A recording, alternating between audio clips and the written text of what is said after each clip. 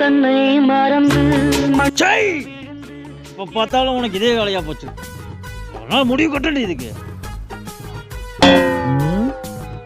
ஒருவேளை அந்த வேலைக்கு உனக்கு செட் ஆவானுங்களோ எதுக்கும் கேட்டு பார்ப்போம்.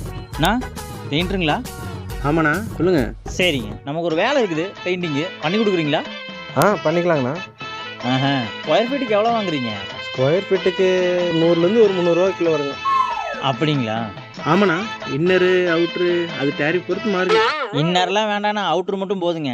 அவுட்ருனா ஒரு 150 ரூபா ஆகுங்க. 150 ரூபாயா? ஆமாண்ணா, வாங்குற காசுக்கு சுத்தமாக வேலை செய்யணும்ல. அப்படி பார்த்தாலும் 2 கோடு பட்டி, 1 கோடு ப்ரைமரு, 1 கோடு பெயிண்டிங்கு, வேலை சுத்தமாக இருக்கும், அது நீட்டாக இருக்கும். நான் ஒருக்கா பெயிண்ட் பண்ணால் எத்தனை வருஷம் தாங்க?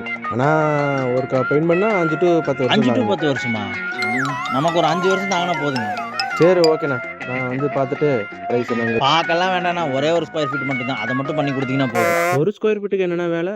அண்ணா அது ஒன்றும் இல்லைங்கண்ணா, வீட்டில் ஒரு விசேஷங்க, லேடிஸ் எல்லாம் ஃபேஷியல் பண்ணணுங்கிறாங்க. ஒவ்வொரு வருஷமும் நம்மளை போட்டு உயிர் எடுக்கிறாங்க. அதான் நீங்கள் பெயிண்ட் பண்ணி இப்போ 5 வருஷம் தாங்குன்னு சொல்கிறீங்களோ, அதை ஒரு பட்டி பேசி ஒரு கோடு அடிச்சு விட்ருங்க போதும். சரிங்களா? இவன் சரியான பைத்தியம் இல்லை, சரியாகாத பைத்தியம்டா.